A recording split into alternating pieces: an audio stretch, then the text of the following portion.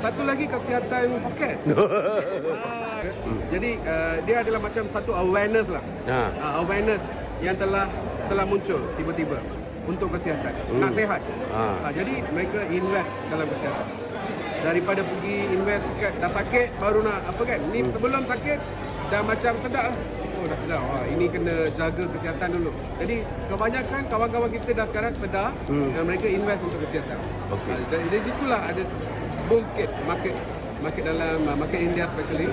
So semua orang nakkan merasakan kesihatan satu lagi kesihatan poket. Kesihatan poket. Betul tak? Betul. Jadi suatu kesihatan itu happy kan. Jadi kesihatan poket pun sekali. Jadi kita nak well dengan health. Jadi sekarang semua kawan-kawan kita, saudara mara, dia orang dah tahu dah. Wah, kesihatan tu penting dan kesihatan poket tu lagi penting. Kalau benda tu dah ada, memang akan gembira. Jadi ketenangan hidup dan masa tidur tu memang lena lah.